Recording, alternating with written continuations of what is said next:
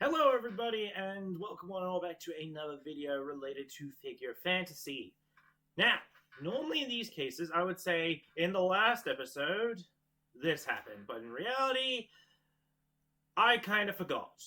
It's been 2 days since I last recorded the last episode, and normally these videos I do usually would be recorded like in a day-to-day span, but since these are recorded like different days, I kind of forgot what actually happened. So instead of me trying to summarize what happened entirely, I'm going to summarize it by saying 3 things that I can remember were involved with that episode, and they are the following: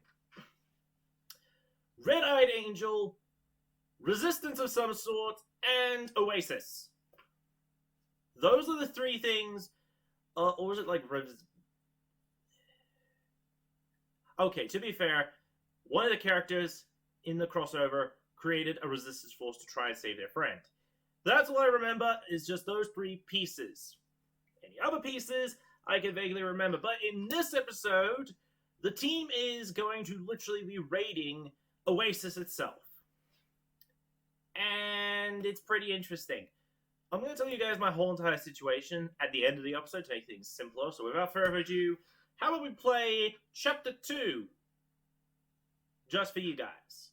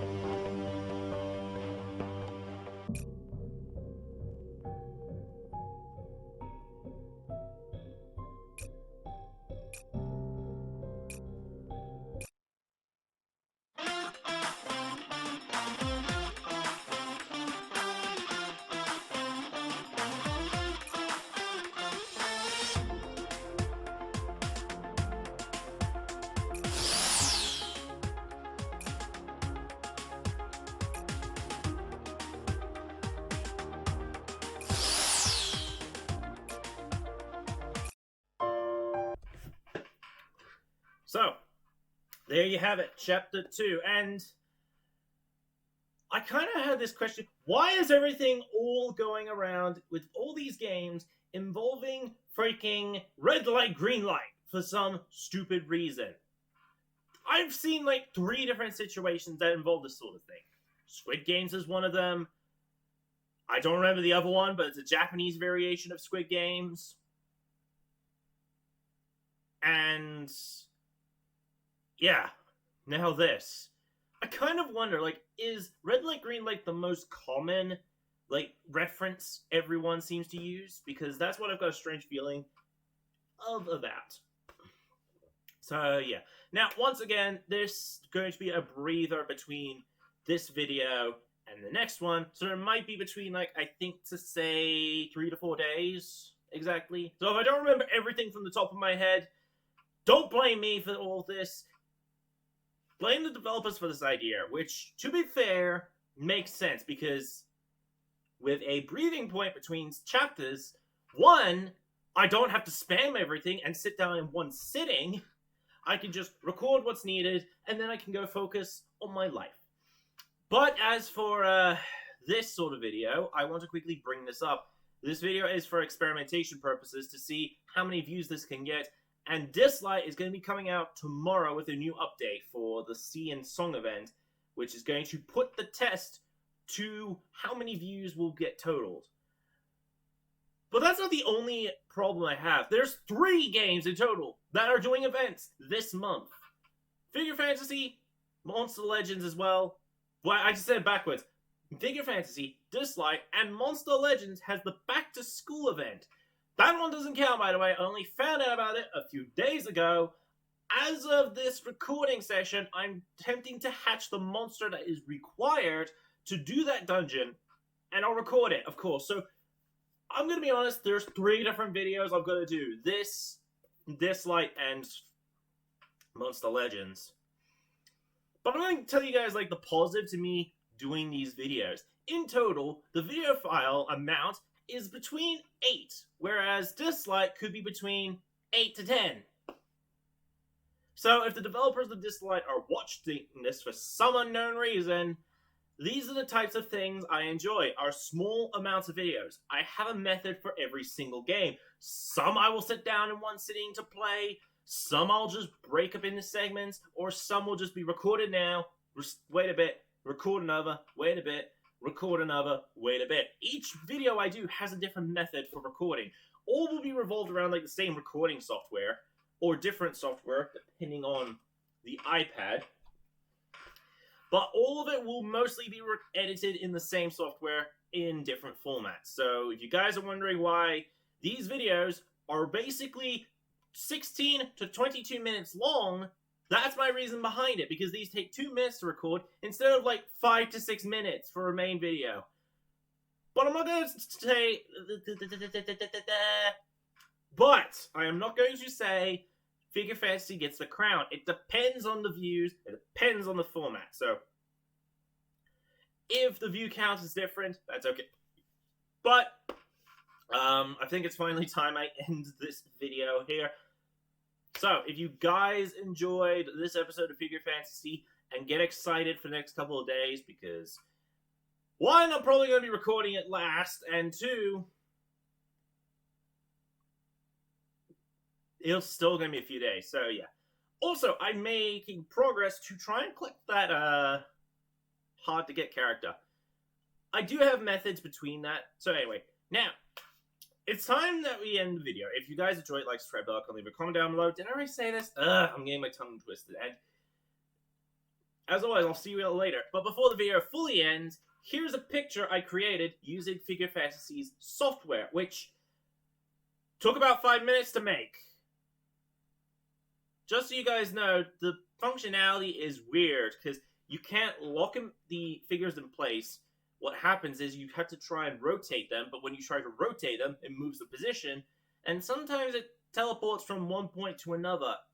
It's a bit of a weird system. I managed to get away with it on the first one because I didn't need to use that many motions.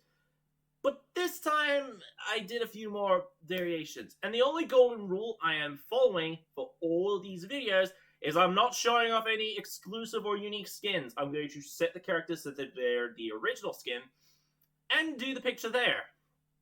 Like what I did with the last one. Although, to be fair, I didn't have any custom skins for those characters anyway. But I did have for Harriet, but that's... I took it off. So, without further ado, picture! Right here. I'll see you all later.